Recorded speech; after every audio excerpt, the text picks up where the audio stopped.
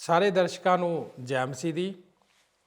ਦੋਸਤੋ, ਦਿਸ਼ਾ ਪਰਿਵਰਤਨ ਦੇ ਸਾਡੇ ਅੱਜ ਦੇ ਪ੍ਰੋਗਰਾਮ ਦੇ ਵਿੱਚ ਤੁਹਾਡਾ ਸਭਨਾਂ ਦਾ ਇੱਕ ਵਾਰ ਫਿਰ ਤੋਂ ਬਹੁਤ-ਬਹੁਤ ਸਵਾਗਤ ਹੈ। ਅਸੀਂ ਪਰਮੇਸ਼ਰ ਪਿਤਾ ਦਾ ਧੰਨਵਾਦ ਕਰਦੇ ਹਾਂ ਕਿ ਉਹਨੇ ਸਾਨੂੰ ਇੱਕ ਹੋਰ ਮੌਕਾ ਬਖਸ਼ਿਆ ਕਿ ਅਸੀਂ ਤੁਹਾਡੇ ਸਾਹਮਣੇ ਪਰਮੇਸ਼ਰ ਦੇ ਵਚਨ ਨੂੰ ਲੈ ਕੇ ਹਾਜ਼ਰ ਹੋਈਏ।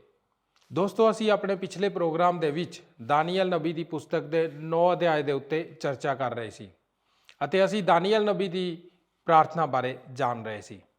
ਅਸੀਂ ਜਾਣਿਆ ਕਿ ਦਾਨੀਏਲ ਨਬੀ ਦੀ ਪ੍ਰਾਰਥਨਾ ਇੱਕ ਮਹਾਨ ਪ੍ਰਾਰਥਨਾ ਸੀ ਕਿਉਂਕਿ ਇਹ ਪਰਮੇਸ਼ਰ ਦੇ ਵਚਨ ਦੇ ਅਨੁਸਾਰ ਸੀ। ਅਸੀਂ ਜਾਣਿਆ ਕਿ ਸਾਨੂੰ ਪ੍ਰਾਰਥਨਾ ਉਸੇ ਤਰ੍ਹਾਂ ਕਰਨਾ ਚਾਹੀਦੀ ਹੈ ਜਿਵੇਂ ਕਿ ਪਰਮੇਸ਼ਰ ਦੀ ਮਰਜ਼ੀ ਉਸ 'ਚ ਸ਼ਾਮਿਲ ਹੋਵੇ। ਸਾਨੂੰ ਪ੍ਰਾਰਥਨਾ ਵਿੱਚ ਖੁੱਲ੍ਹ ਕੇ ਆਪਣੇ ਪਾਪਾਂ ਨੂੰ ਸਵੀਕਾਰ ਕਰ ਲੈਣਾ ਚਾਹੀਦਾ ਕਿਉਂਕਿ ਜਦੋਂ ਅਸੀਂ ਆਪਣੇ ਪਾਪਾਂ ਨੂੰ ਪਰਮੇਸ਼ਰ ਦੇ ਅੱਗੇ ਮੰਨ ਲੈਂਦੇ ਹਾਂ ਤਾਂ ਇਸ ਦਾ ਅਰਥ ਇਹ ਹੁੰਦਾ ਹੈ ਕਿ ਅਸੀਂ ਪਰਮੇਸ਼ਰ ਦੇ ਨਿਆਂ ਨੂੰ ਸਵੀਕਾਰ ਕਰ ਲੈਂਦੇ ਹਾਂ ਅਤੇ ਆਪਣੀ ਜ਼ਿੰਮੇਵਾਰੀ ਦਾ ਵੀ ਸਾਨੂੰ ਅਹਿਸਾਸ ਹੁੰਦਾ ਹੈ। ਅਸੀਂ ਸਿੱਖਿਆ ਕਿ ਜਦੋਂ ਅਸੀਂ ਪ੍ਰਾਰਥਨਾ ਦੇ ਵਿੱਚ ਆਪਣੀ ਦੁਸ਼ਟਤਾ ਨੂੰ, ਆਪਣੀ ਗਲਤੀਆਂ ਨੂੰ ਸਵੀਕਾਰ ਕਰ ਲੈਂਦੇ ਹਾਂ ਤਾਂ ਸਾਡੇ ਵਿੱਚੋਂ ਜੀਵਨ ਬਦਲਣ ਵਾਲੀ ਪ੍ਰਾਰਥਨਾ ਨਿਕਲਦੀ ਹੈ। ਉਮੀਦ ਕਰਦੇ ਹਾਂ ਕਿ ਤੁਹਾਨੂੰ ਉਸ ਪ੍ਰੋਗਰਾਮ ਤੋਂ ਵੱਡੀ ਆਸ਼ੀਸ਼ ਮਿਲੀ ਹੋਏਗੀ। ਪਿਛਲੇ ਪ੍ਰੋਗਰਾਮ ਦੇ ਬਾਕੀ ਦੇ ਹਿੱਸੇ ਨੂੰ ਅਸੀਂ ਆਪਣੇ ਅੱਜ ਦੇ ਪ੍ਰੋਗਰਾਮ ਦੇ ਵਿੱਚ ਵੀ ਜਾਰੀ ਰੱਖਾਂਗੇ। ਤਾਂ ਫਿਰ ਆਓ ਦੋਸਤੋ, ਬਿਨਾਂ ਸਮਾਂ ਗਵਾਏ ਆਪਣੇ ਪ੍ਰੋਗਰਾਮ ਨੂੰ ਸ਼ੁਰੂ ਕਰਦੇ ਹਾਂ। ਪਰ ਇਸ ਤੋਂ ਪਹਿਲਾਂ ਕਿ ਅਸੀਂ ਆਪਣੇ ਪ੍ਰੋਗਰਾਮ ਨੂੰ ਸ਼ੁਰੂ ਕਰੀਏ, ਆਓ ਆਪਣੇ ਮਨਾਂ ਨੂੰ ਪਰਮੇਸ਼ਰ ਦੇ ਵਚਨ ਦੇ ਲਈ ਤਿਆਰ ਕਰੀਏ। ਉਸ ਦੇ ਲਈ ਸੁਣਦੇ ਹਾਂ ਇਹ ਮਸੀਹੀ ਭਜਨ।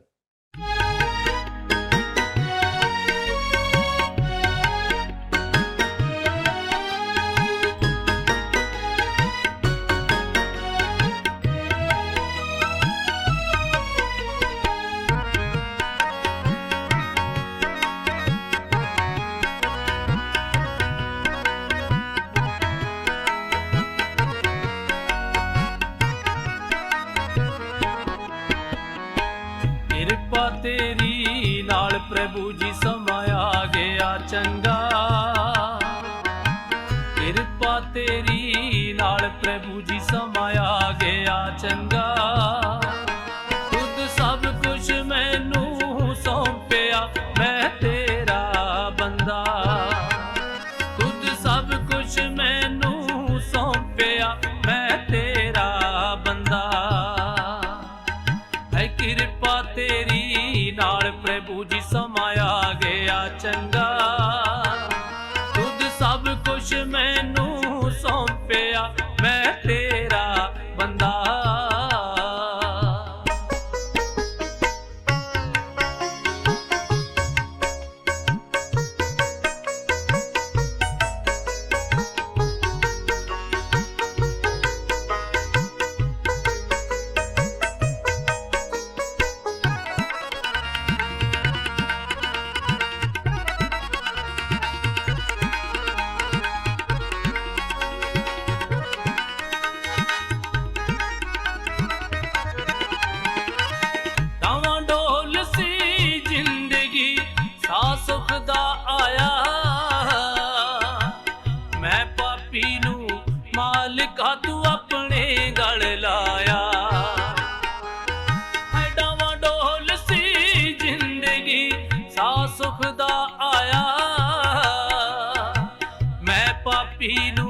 मालिका तू अपने गल लाया।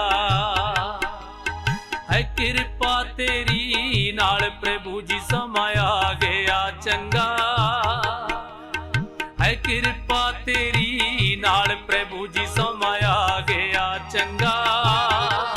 खुद सब कुछ मैनू सौंपिया, मैं तेरा बंदा। खुद सब कुछ मैनू सौंपिया, मैं तेरा बंदा। है किरपा तेरी नाल प्रभु जी समा आ गया चंगा। खुद सब कुछ मैनू सौंपिया, मैं तेरा बंदा।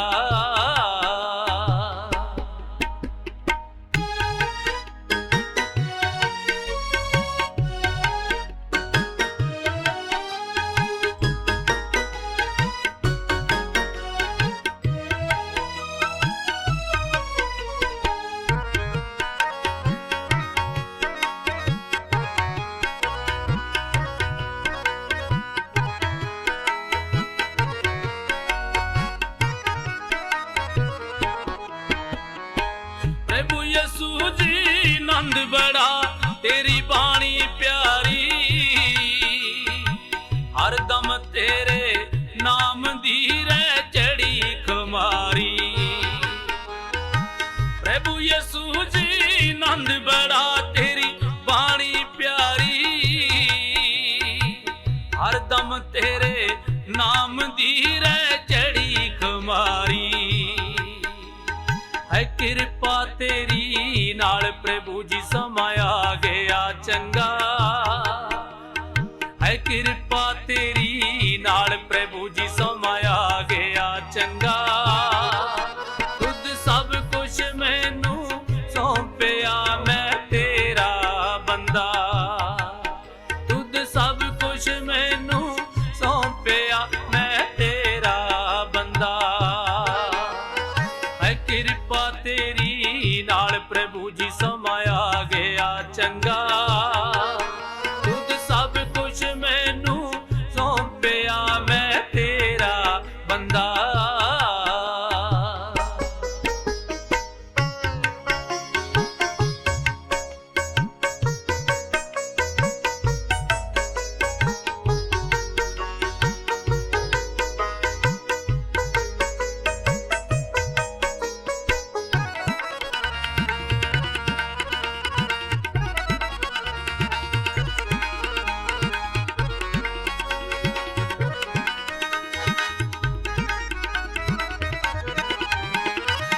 ਨੂਰ ਤੇਰੇ ਦੀਆਂ ਕਿਰਨਾਂ ਨੇ ਕਰਤੀ ਹਰਿਆਲੀ,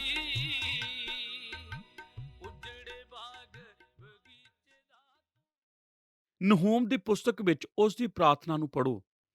ਜਦ ਆਜ਼ਰਾ ਨੇ ਪ੍ਰਾਰਥਨਾ ਕੀਤੀ ਤਾਂ ਉਸ ਨੇ ਆਖਿਆ, ਹੇ ਪਰਮੇਸ਼ਰ, ਅਸਾਂ ਪਾਪ ਕੀਤਾ। ਅਤੇ ਦਾਨੀਏਲ ਆਪਣੀ ਪ੍ਰਾਰਥਨਾ ਵਿੱਚ ਸਾਨੂੰ ਦੱਸਦਾ ਹੈ ਕਿ ਅਸੀਂ ਇਕੱਲੇ ਹੋ ਕੇ ਕਦੇ ਪਾਪ ਨਹੀਂ ਕਰਦੇ। ਜਦ ਸਰੀਰ ਵਿੱਚ ਪਾਪ ਹੁੰਦਾ ਹੈ ਤਾਂ ਇਹ ਪੂਰੇ ਸਰੀਰ ਤੇ ਪ੍ਰਭਾਵ ਪਾਉਂਦਾ ਹੈ। ਦਾਨੀਏਲ ਪਰਮੇਸ਼ਰ ਦੇ ਸਾਹਮਣੇ ਆਪਣੇ ਲੋਕਾਂ ਦੇ ਪਾਪਾਂ ਲਈ ਗਿੜਗੜਾ ਰਿਹਾ ਸੀ, ਜਿਵੇਂ ਉਹ ਵੀ ਉਹਨਾਂ ਦੇ ਪਾਪਾਂ ਵਿੱਚ ਸ਼ਾਮਲ ਸੀ। ਅਸੀਂ ਨਵੇਂ ਨੇਮ ਵਿੱਚ ਵੇਖਦੇ ਹਾਂ, ਵਿਸ਼ੇਸ਼ ਕਰਕੇ ਪਹਿਲਾ ਕੁਰਿੰਥੀਆਂ ਵਿੱਚ, ਕਿ ਅਸੀਂ ਸਾਰੇ ਇੱਕ ਸਰੀਰ ਹਾਂ ਅਤੇ ਅਸੀਂ ਸਾਰੇ ਇੱਕ ਦੂਜੇ ਦੇ ਭਾਗੀਦਾਰ ਹਾਂ, ਅਤੇ ਜਦ ਇੱਕ ਨੂੰ ਸੱਟ ਵੱਜਦੀ ਹੈ ਤਾਂ ਸਭ ਨੂੰ ਵੱਜਦੀ ਹੈ। ਜਦ ਇੱਕ ਨੂੰ ਖੁਸ਼ੀ ਮਿਲਦੀ ਹੈ ਤਾਂ ਸਾਰੇ ਆਨੰਦ ਮਨਾਉਂਦੇ ਹਾਂ।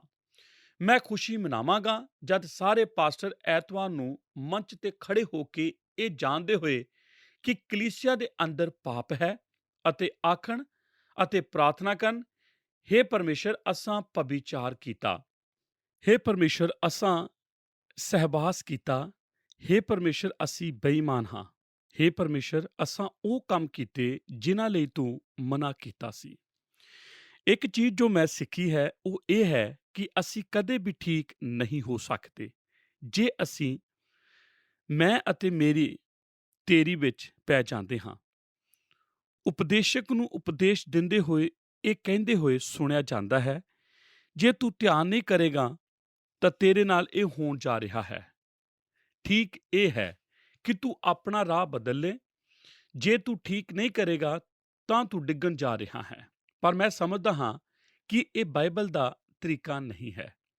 ਉਪਦੇਸ਼ਕ ਤਾੜਨਾ ਤੋਂ ਨਹੀਂ ਬਚ ਸਕਦਾ, ਨਾ ਹੀ ਉਸ ਪਾਪ ਤੋਂ ਜੋ ਕਲੀਸਿਆ ਵਿੱਚ ਹੋ ਰਿਹਾ ਹੈ।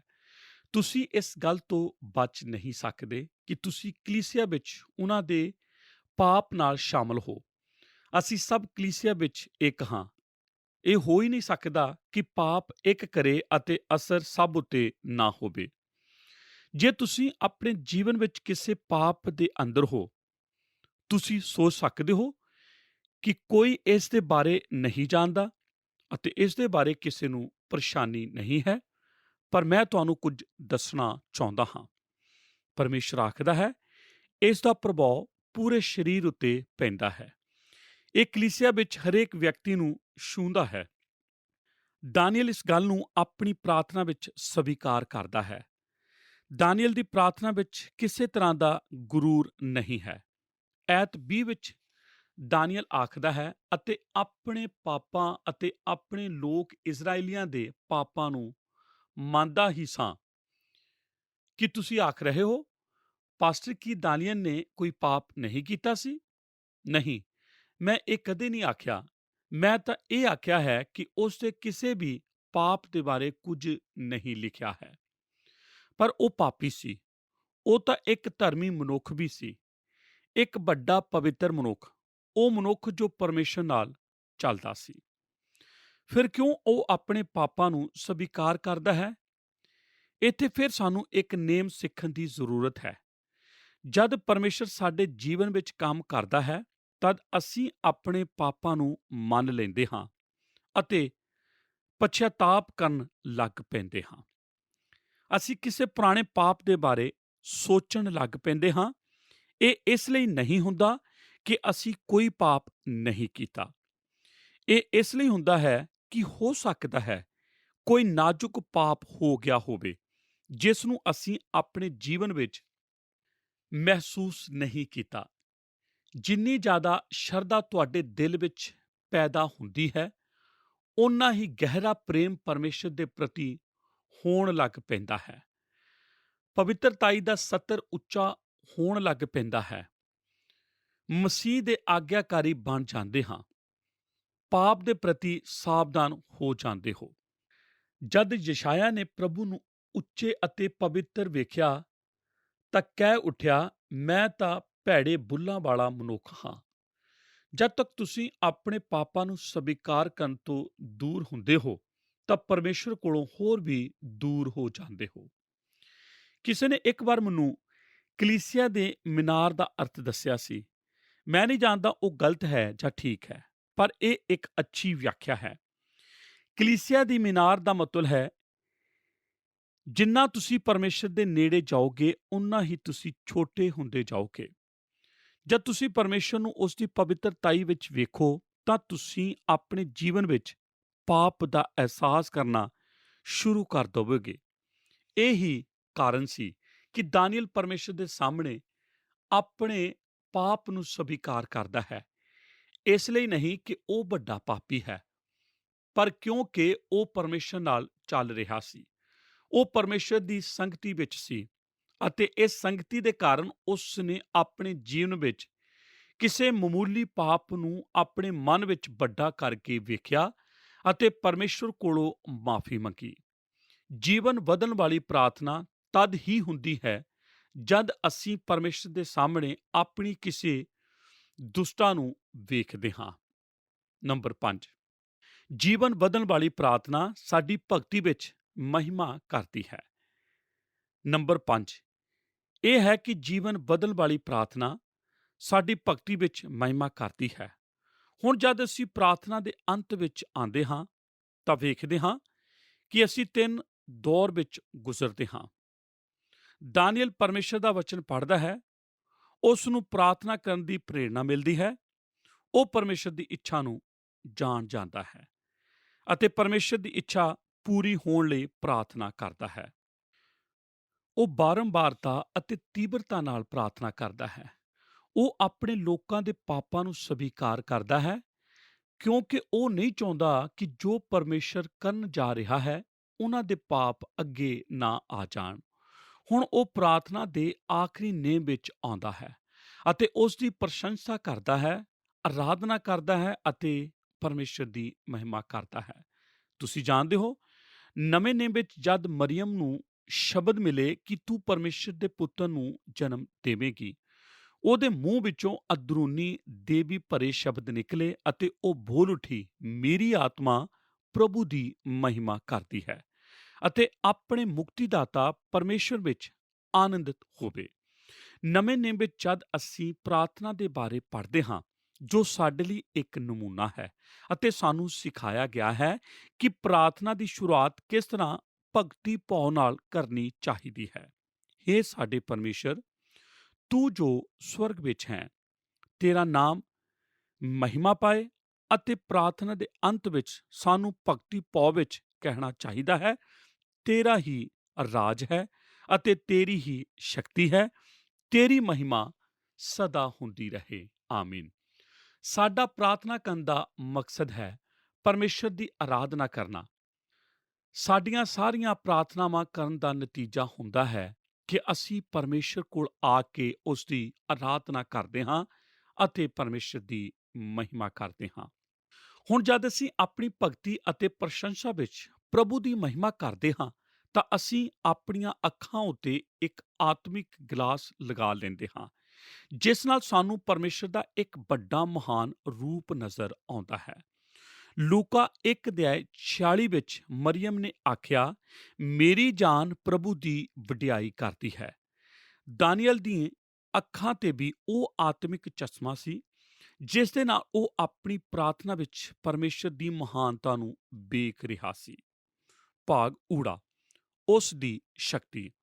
ਹੁਣ ਅਸੀਂ ਜਲਦੀ ਅੱਗੇ ਵਧਦੇ ਹੋਏ ਧਿਆਨ ਦੇਵਾਂਗੇ ਕਿ ਦਾਨੀਏਲ ਕਿਸ ਤਰ੍ਹਾਂ ਕਰਦਾ ਹੈ। ਸਭ ਤੋਂ ਪਹਿਲਾਂ ਐਤ 4 ਵਿੱਚ ਉਹ ਆਖਦਾ ਹੈ, ਹੇ ਪ੍ਰਭੂ, ਜਿਹੜਾ ਵੱਡਾ ਅਤੇ ਭਿਆਨਕ ਪਰਮੇਸ਼ਰ ਹੈ, ਦਇਆ ਰੱਖਦਾ ਹੈ। ਉਹ ਆਖਦਾ ਹੈ, ਪਰਮੇਸ਼ਰ ਸਰਬ ਸ਼ਕਤੀਮਾਨ ਹੈ। ਅਤੇ ਇਸ ਸਚਾਈ ਨੂੰ ਪ੍ਰਗਟ ਕਰਨ ਦੇ ਬਾਅਦ ਉਹ ਅੱਗੇ ਐਤ 15 ਵਿੱਚ ਆਖਦਾ ਹੈ, ਅਤੇ ਹੁਣ ਹੇ ਪ੍ਰਭੂ, ਸਾਡੇ ਪਰਮੇਸ਼ਰ, ਜੋ ਬਲ ਵਾਲੀ ਬਾਹ ਨਾਲ ਆਪਣੀ ਪ੍ਰਜਾ ਨੂੰ ਮਿਸਰ ਦੇ ਦੇਸ਼ ਵਿੱਚੋਂ ਬਾਹਰ ਕੱਢ ਲਿਆਇਆ, ਪ੍ਰਭੂ ਤੂੰ ਸਰਬ ਸ਼ਕਤੀਮਾਨ ਪਰਮੇਸ਼ਰ ਹੈ। ਭਾਗ ਐੜਾ, ਉਸ ਦਾ ਪ੍ਰਤਾਪ। ਉਹ ਐਤ 4 ਵਿੱਚ ਇਸ ਤਰ੍ਹਾਂ ਆਖਦਾ ਹੈ, ਹੇ ਪ੍ਰਭੂ, ਤੂੰ ਵੱਡਾ ਅਤੇ ਭਿਆਨਕ ਪਰਮੇਸ਼ਰ ਹੈ। ਉਹ ਪਰਮੇਸ਼ਰ ਦੇ ਪ੍ਰਤਾਪ ਦਾ ਬਿਆਨ ਕਰਦਾ ਹੈ ਅਤੇ ਉਸ ਦੀ ਸ਼ਾਨ ਦੀ ਮਹਿਮਾ ਕਰਦਾ ਹੈ। ਭਾਗ ਈੜੀ, ਉਸ ਦੀ ਕਰੁਣਾ। ਐਤ 4 ਵਿੱਚ ਉਹ ਪਰਮੇਸ਼ਰ ਦੀ ਦਇਆ ਦਾ ਬਿਆਨ ਕਰਦਾ ਹੈ ਅਤੇ ਉਹ ਆਖਦਾ ਹੈ ਕਿ ਤੂੰ ਉਹ ਪਰਮੇਸ਼ਰ ਹੈ ਜੋ ਆਪਣੇ ਪ੍ਰੇਮ ਕਰਨ ਵਾਲਿਆਂ ਉੱਤੇ ਦਇਆ ਕਰਦਾ ਹੈ। ਤੂੰ ਦਇਆ ਦਾ ਭਰਿਆ ਹੋਇਆ ਪਰਮੇਸ਼ਰ ਹੈ। ਐਤ 9 ਵੱਲ ਧਿਆਨ ਦੇਵੋ। ਦਾਨੀਏਲ ਆਖਦਾ ਹੈ, ਪ੍ਰਭੂ ਸਾਡੇ ਪਰਮੇਸ਼ਰ ਦੀ ਦਇਆ ਅਤੇ ਖਿਮਾ ਹਨ। ਪਰਮੇਸ਼ਰ ਤੂੰ ਦਇਆ ਦਾ ਭਰਿਆ ਹੋਇਆ ਪਰਮੇਸ਼ਰ ਹੈ। ਭਾਗ ਸੱਸਾ, ਉਸ ਦੀ ਵਫਾਦਾਰੀ। ਉਹ ਐਤ 4 ਵਿੱਚ ਪਰਮੇਸ਼ਰ ਦੀ ਵਫਾਦਾਰੀ ਦੀ ਮਹਿਮਾ ਕਰਦਾ ਹੈ ਅਤੇ ਮੈਂ ਯਹੋਵਾ ਆਪਣੇ ਪਰਮੇਸ਼ਰ ਅੱਗੇ ਅਰਦਾਸ ਕੀਤੀ, ਨਾਲੇ ਮੈਂ ਮੰਨ ਲਿਆ ਅਤੇ ਆਖਿਆ, ਹੇ ਪ੍ਰਭੂ, ਤੂੰ ਵੱਡਾ ਅਤੇ ਭਿਆਨਕ ਪਰਮੇਸ਼ਰ ਹੈ, ਜੋ ਆਪਣੀ ਵਾਚਾ ਪੂਰੀ ਕਰਦਾ ਹੈ। ਤੂੰ ਆਪਣੇ ਪ੍ਰੀਤਮਾਂ ਦੇ ਨਾਲ ਅਤੇ ਜਿਹੜੇ ਤੇਰੇ ਆਗਿਆਕਾਰੀ ਹਨ, ਉਹਨਾਂ ਦੇ ਨਾਲ ਚੇਤੇ ਰੱਖਦਾ ਹੈ ਅਤੇ ਉਹਨਾਂ ਉੱਤੇ ਦਇਆ ਰੱਖਦਾ ਹੈ। ਤੂੰ ਵਫਾਦਾਰ ਹੈ ਅਤੇ ਆਪਣਾ ਵਾਅਦਾ ਪੂਰਾ ਕਰੇਗਾ। ਭਾਗ ਹਾਹਾ, ਉਸ ਦੀ ਪਵਿੱਤਰਤਾਈ। ਤਦ ਉਹ ਐਤ 7 ਵਿੱਚ ਪਰਮੇਸ਼ਰ ਦੀ ਪਵਿੱਤਰਤਾਈ ਦੀ ਮਹਿਮਾ ਕਰਦਾ ਹੈ। ਹੇ ਪ੍ਰਭੂ, ਧਰਮ ਤੇਰਾ ਹੀ ਹੈ, ਤੂੰ ਪਵਿੱਤਰ ਪਰਮੇਸ਼ਰ ਹੈ। ਕੀ ਪਰਮੇਸ਼ਰ ਨੂੰ ਜ਼ਰੂਰਤ ਹੈ ਕਿ ਅਸੀਂ ਇਹ ਸਭ ਗੱਲਾਂ ਅਸੀਂ ਉਸ ਨੂੰ ਦੱਸੀਏ ਕਿ ਉਹ ਜਾਣ ਜਾਏ? ਬਿਲਕੁਲ ਨਹੀਂ। ਪਰ ਪਰਮੇਸ਼ਰ ਚਾਹੁੰਦਾ ਹੈ ਕਿ ਅਸੀਂ ਇਸ ਤਰ੍ਹਾਂ ਹੀ ਕਹੀਏ, ਤਾਂ ਕਿ ਉਹ ਜਾਣ ਲਵੇ ਕਿ ਅਸੀਂ ਇਹ ਸਭ ਕੁਝ ਜਾਣਦੇ ਹਾਂ। ਮਹਾਨ ਪ੍ਰਸ਼ੰਸਾ ਤਾਂ ਇਹ ਹੈ ਕਿ ਆਪਣੇ ਆਪ ਨੂੰ ਪੂਰੀ ਤਰ੍ਹਾਂ ਨਿਮਾਣਾ ਬਣਾ ਦੇਣਾ। ਪਰਮੇਸ਼ਰ ਦੀ ਆਰਾਧਨਾ ਅਤੇ ਪ੍ਰਸ਼ੰਸਾ ਮੰਗ ਕਰਦੀ ਹੈ ਕਿ ਆਪਣੇ ਆਪ ਨੂੰ ਪਰਮੇਸ਼ਰ ਉੱਤੇ ਨਿਰਭਰ ਕਰ ਲਈਏ। ਤੁਸੀਂ ਆਪਣੇ ਆਪ ਤੇ ਨਿਰਭਰ ਹੋ ਕੇ ਪਰਮੇਸ਼ਰ ਦੀ ਮਹਿਮਾ ਨਹੀਂ ਕਰ ਸਕਦੇ।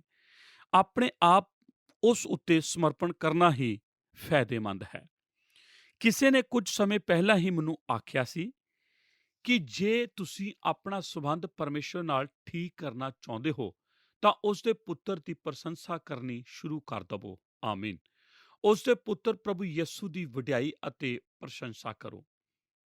ਸਾਰ, ਦਾਨੀਏਲ ਪ੍ਰਾਰਥਨਾ ਕਿਉਂ ਕਰ ਰਿਹਾ ਸੀ? ਇਸ ਦੇ ਪਿੱਛੇ ਉਸ ਦਾ ਕੀ ਮਕਸਦ ਸੀ? ਦਾਨੀਏਲ ਆਪਣੀ ਸੁਰੱਖਿਆ ਲਈ ਪ੍ਰਾਰਥਨਾ ਨਹੀਂ ਕਰ ਰਿਹਾ ਸੀ। ਦਾਨੀਏਲ 80 ਸਾਲ ਦਾ ਹੋ ਚੁੱਕਿਆ ਸੀ। ਉਸ ਦੇ ਜੀਵਨ ਦੇ ਕੁਝ ਹੀ ਸਾਲ ਬਾਕੀ ਬਚੇ ਸਨ। ਦਾਨੀਏਲ ਅਸਲ ਵਿੱਚ ਆਪਣੇ ਲੋਕਾਂ ਲਈ ਪ੍ਰਾਰਥਨਾ ਕਰ ਰਿਹਾ ਸੀ ਕਿ ਉਹਨਾਂ ਨੂੰ ਬੰਧਨ ਵਿੱਚੋਂ ਛੁਡਾ ਕੇ ਉਹਨਾਂ ਦੇ ਦੇਸ਼ ਵਾਪਸ ਭੇਜ ਦੇਵੇ। ਉਹ ਆਪਣੀ ਪ੍ਰਾਰਥਨਾ ਵਿੱਚ ਆਖਦਾ ਹੈ, ਪਰਮੇਸ਼ਰ ਇਹ ਕਰ। ਐਤ 19 ਵਿੱਚ ਉਸ ਦੇ ਸ਼ਬਦਾਂ ਵੱਲ ਧਿਆਨ ਦੇਵੋ।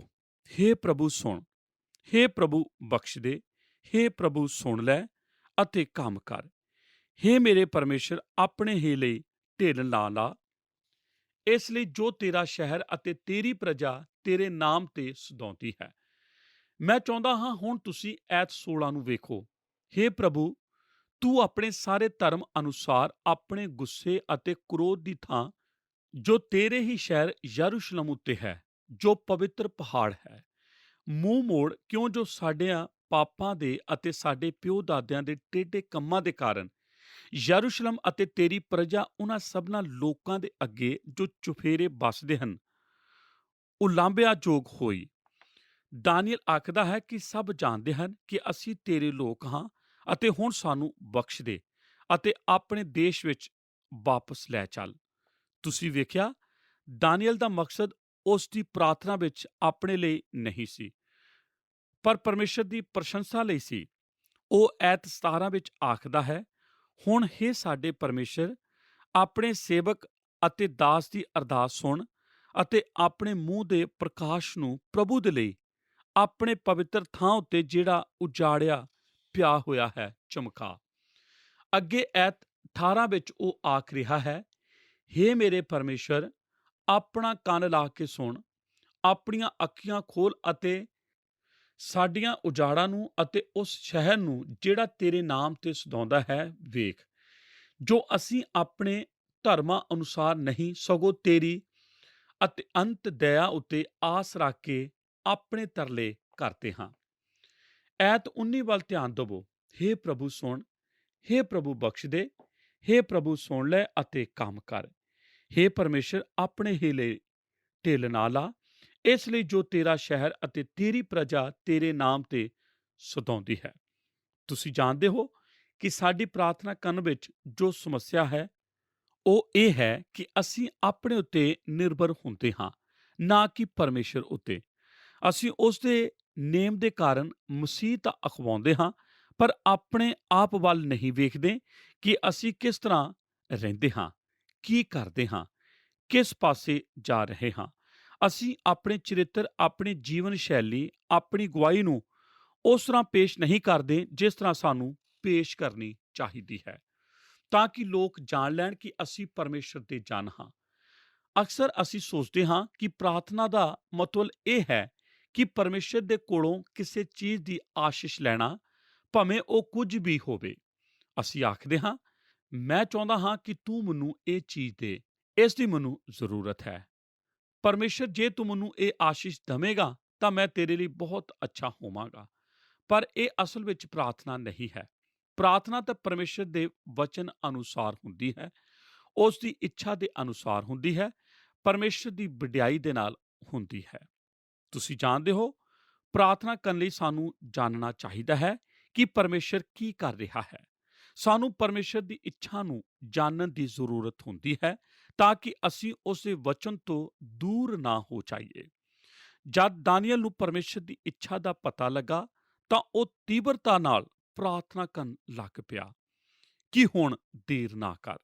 ਇਸ ਲਈ ਪ੍ਰਾਰਥਨਾ ਦਾ ਅਰਥ ਹੈ ਪਰਮੇਸ਼ਰ ਦੇ ਕੋਲ ਆਉਣਾ ਅਤੇ ਆਪਣੇ ਸਰੀਰ, ਪ੍ਰਾਣ ਅਤੇ ਆਪਣੀ ਆਤਮਾ ਦਾ ਪੂਰੀ ਤਰ੍ਹਾਂ ਸਮਰਪਣ ਕਰ ਦੇਣਾ ਅਤੇ ਉਹਦੀ ਇੱਛਾ ਵਿੱਚ ਆ ਜਾਣਾ। ਆਮੀਨ। ਪਿਆਰੇ ਦਰਸ਼ਕੋ, ਸਾਡੇ ਅੱਜ ਦੇ ਪ੍ਰੋਗਰਾਮ ਦੇ ਵਿੱਚ ਸ਼ਾਮਿਲ ਹੋਣ ਦੇ ਲਈ ਤੁਹਾਡਾ ਸਭਨਾਂ ਦਾ ਬਹੁਤ-ਬਹੁਤ ਧੰਨਵਾਦ। ਦੋਸਤੋ, ਅੱਜ ਅਸੀਂ ਆਪਣੇ ਪ੍ਰੋਗਰਾਮ ਦੇ ਵਿੱਚ ਉਹਨਾਂ ਕਾਰਨਾਂ ਨੂੰ ਜਾਣਿਆ ਕਿ ਕਿਉਂ ਦਾਨੀਏਲ ਨਬੀ, ਜਿਸ ਦੇ ਵਿੱਚ ਉਸਦੇ ਵਿਰੋਧੀਆਂ ਨੇ ਕੋਈ ਖੋਟ ਨਾ ਵੇਖੀ, ਆਪਣੇ ਪਾਪਾਂ ਨੂੰ ਵੀ ਆਪਣੇ ਲੋਕਾਂ ਦੇ ਪਾਪਾਂ ਦੇ ਨਾਲ ਸਵੀਕਾਰ ਕਰਦਾ ਹੈ। ਅਸੀਂ ਜਾਣਿਆ ਕਿ ਅਸੀਂ ਇਕੱਲੇ ਹੋ ਕੇ ਕਦੇ ਵੀ ਪਾਪ ਨਹੀਂ ਕਰਦੇ। ਦੋਸਤੋ, ਦਾਨੀਏਲ ਨੇ ਆਪਣੀ ਪ੍ਰਾਰਥਨਾ ਦੇ ਵਿੱਚ ਆਪਣੇ ਲੋਕਾਂ ਦੇ ਲਈ ਇੱਕ ਅਗੁਵੇ ਦੀ ਭੂਮਿਕਾ ਨੂੰ ਨਿਭਾਇਆ। ਇਸ ਤੋਂ ਅਸੀਂ ਸਿੱਖਿਆ ਕਿ ਅਗੁਵੇ ਜਾਂ ਉਪਦੇਸ਼ਕ ਨੂੰ ਵੀ ਆਪਣੇ ਪਾਪਾਂ ਨੂੰ ਸਵੀਕਾਰ ਕਰਨ ਦੀ ਲੋੜ ਹੁੰਦੀ ਹੈ, ਕਿਉਂਕਿ ਉਹ ਤਾੜਨਾ ਤੋਂ ਨਹੀਂ ਬਚ ਸਕਦਾ ਅਤੇ ਨਾ ਹੀ ਉਹ ਪਾਪ ਤੋਂ ਜੋ ਉਸਦੀ ਕਲੀਸਿਆ ਦੇ ਵਿੱਚ ਹੋ ਰਿਹਾ ਹੈ। ਤੁਸੀਂ ਇਹ ਕਹਿ ਕੇ ਨਹੀਂ ਬਚ ਸਕਦੇ ਕਿ ਮੈਂ ਕਲੀਸਿਆ ਦੇ ਪਾਪ ਦੇ ਵਿੱਚ ਸ਼ਾਮਿਲ ਨਹੀਂ ਹਾਂ। ਅਸੀਂ ਸਭ ਕਲੀਸਿਆ ਦੇ ਵਿੱਚ ਇੱਕ ਹਾਂ। ਜਦੋਂ ਅਸੀਂ ਆਪਣੇ ਪਾਪਾਂ ਨੂੰ ਪਰਮੇਸ਼ਰ ਦੇ ਅੱਗੇ ਮੰਨ ਲੈਂਦੇ ਹਾਂ ਤਾਂ ਸਾਡੇ ਅੰਦਰ ਪਰਮੇਸ਼ਰ ਦੇ ਲਈ ਸ਼ਰਧਾ ਦਾ ਭਾਵ ਵੱਧ ਜਾਂਦਾ ਹੈ। ਜਿੰਨੀ ਜ਼ਿਆਦਾ ਸ਼ਰਧਾ ਸਾਡੇ ਜੀਵਨ ਦੇ ਵਿੱਚ ਪੈਦਾ ਹੁੰਦੀ ਹੈ, ਉਨਾ ਜ਼ਿਆਦਾ ਸਾਡੇ ਅੰਦਰ ਪਰਮੇਸ਼ਰ ਦੇ ਲਈ ਪਿਆਰ ਪੈਦਾ ਹੋਣ ਲੱਗ ਜਾਂਦਾ ਹੈ ਅਤੇ ਸਾਡੀ ਪਵਿੱਤਰਤਾ ਦਾ ਸਤਰ ਉੱਚਾ ਹੋਣ ਲੱਗ ਪੈਂਦਾ ਹੈ। ਅਸੀਂ ਮਸੀਹ ਦੇ ਆਗਿਆਕਾਰੀ ਬਣ ਜਾਂਦੇ ਹਾਂ ਅਤੇ ਪਾਪ ਦੇ ਪ੍ਰਤੀ ਸਾਵਧਾਨ ਹੋ ਜਾਂਦੇ ਹਾਂ। ਇਸ ਤੋਂ ਬਾਅਦ ਅਸੀਂ ਸਿੱਖਿਆ ਕਿ ਜੀਵਨ ਬਦਲਣ ਵਾਲੀ ਪ੍ਰਾਰਥਨਾ ਸਾਡੀ ਭਗਤੀ ਦੇ ਵਿੱਚ ਮਹਿਮਾ ਕਰਦੀ ਹੈ। ਅਸੀਂ ਜਾਣਿਆ ਕਿ ਸਾਨੂੰ ਪ੍ਰਾਰਥਨਾ ਕਿਵੇਂ ਭਗਤੀ ਦੇ ਭਾਵ ਨਾਲ ਕਰਨੀ ਚਾਹੀਦੀ ਹੈ। ਦੋਸਤੋ, ਸਾਡਾ ਪ੍ਰਾਰਥਨਾ ਕਰਨ ਦਾ ਉਦੇਸ਼ ਪਰਮੇਸ਼ਵਰ ਦੀ ਆਰਾਧਨਾ ਕਰਨਾ ਹੈ ਅਤੇ ਉਸ ਦੀ ਮਹਿਮਾ ਕਰਨਾ ਹੈ। ਸੋ ਜੇਕਰ ਤੁਸੀਂ ਆਪਣੇ ਜੀਵਨ ਦੇ ਅੰਦਰ ਕੁਝ ਕਮੀ ਨੂੰ ਮਹਿਸੂਸ ਕਰਦੇ ਹੋ ਤਾਂ ਅੱਜ ਹੀ ਆਪਣੇ ਪਾਪਾਂ ਨੂੰ ਮੰਨ ਲਵੋ ਅਤੇ ਆਪਣੇ ਜੀਵਨ ਨੂੰ ਪਰਮੇਸ਼ਵਰ ਦੇ ਅਧੀਨ ਕਰ ਦਿਓ। ਤੁਸੀਂ ਜ਼ਰੂਰ ਆਸ਼ੀਸ਼ ਪਾਓਗੇ। ਦੋਸਤੋ, ਉਮੀਦ ਕਰਦੇ ਹਾਂ ਕਿ ਤੁਸੀਂ ਸਾਡੇ ਅੱਜ ਦੇ ਪ੍ਰੋਗਰਾਮ ਨੂੰ ਪਸੰਦ ਕੀਤਾ ਹੋਵੇਗਾ। ਆਓ ਹੁਣ ਅਸੀਂ ਆਪਣੇ ਪ੍ਰੋਗਰਾਮ ਨੂੰ ਇੱਥੇ ਹੀ ਸਮਾਪਤ ਕਰੀਏ। ਅਗਲੇ ਪ੍ਰੋਗਰਾਮ ਦੇ ਵਿੱਚ ਫਿਰ ਮੁਲਾਕਾਤ ਕਰਾਂਗੇ। ਪ੍ਰਾਰਥਨਾ ਕਰਦੇ ਹਾਂ।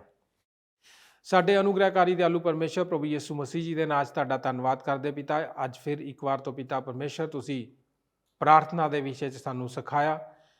ਪ੍ਰਾਰਥਨਾ ਮਹੱਤਵਪੂਰਨ ਹੈ ਕਿਉਂਕਿ ਇਸ ਦੇ ਦੁਆਰਾ ਅਸੀਂ ਤੁਹਾਡੇ ਨਾਲ ਗੱਲਬਾਤ ਕਰਦੇ ਹਾਂ। ਅੱਜ ਅਸੀਂ ਦਾਨੀਏਲ ਦੀ ਪ੍ਰਾਰਥਨਾ ਦੇ ਦੁਆਰਾ ਇਸ ਗੱਲ ਨੂੰ ਸਿੱਖਿਆ ਕਿ ਸਾਨੂੰ ਆਪਣੇ ਪਾਪਾਂ ਨੂੰ ਮੰਨਣ ਦੀ ਲੋੜ ਹੈ। ਔਰ ਜਿੰਨੇ ਵੀ ਸਾਡੇ ਨਾਲ ਜੁੜੇ ਹੋਏ ਲੋਕ ਹੈ, ਜਿਨ੍ਹਾਂ ਦੀ ਵਜ੍ਹਾ ਤੇ ਪਿਤਾ ਪਰਮੇਸ਼ਰ ਸਾਡੇ ਜੀਵਨ ਦੇ ਵਿੱਚ ਵਿਪਦਾਵਾਂ ਆਉਂਦੀਆਂ, ਅਸੀਂ ਪਾਪ 'ਚ ਗਿਰਦੇ ਹਾਂ, ਉਹਨਾਂ ਸਾਰੀ ਚੀਜ਼ਾਂ ਨੂੰ ਮੰਨਣ ਦੀ ਲੋੜ ਹੈ ਤਾਂ ਕਿ ਪਿਤਾ ਪਰਮੇਸ਼ਰ ਤੁਸੀਂ ਪਾਪ ਦੇ ਨਾਲ ਸਾਡੇ ਲਈ ਪ੍ਰਭੂ ਜੀ ਵਰਤਾਓ ਕਰੋ, ਉਹਨਾਂ ਨਾਲ ਨਜਿੱਠੋ ਤੇ ਪਿਤਾ ਪਰਮੇਸ਼ਰ ਸਾਨੂੰ ਪਾਪ ਤੋਂ ਆਜ਼ਾਦ ਕਰੋ। ਧੰਨਵਾਦ ਕਰਦੇ ਪਿਤਾ ਪਰਮੇਸ਼ਰ ਕਿ ਤੁਸੀਂ ਸਾਡੀ ਪ੍ਰਾਰਥਨਾ ਨੂੰ ਸੁਣਿਆ। ਯਿਸੂ ਨਾਸਰੀ ਜੀ ਦੇ ਨਾਮ 'ਚ ਇਸ ਪ੍ਰਾਰਥਨਾ ਨੂੰ ਮੰਗਦੇ ਹਾਂ, ਆਮੀਨ। ਜੈ ਮਸੀਹ ਦੀ। ਕੀ ਤੁਹਾਨੂੰ ਇਹ ਪ੍ਰੋਗਰਾਮ ਪਸੰਦ ਆਇਆ? ਹੁਣੇ ਸਾਨੂੰ ਇੱਕ ਮਿਸ ਕਾਲ ਦਿਓ ਤੇ ਤੁਸੀਂ ਅਗਲੇ ਜੇਤੂ ਹੋ ਸਕਦੇ ਹੋ।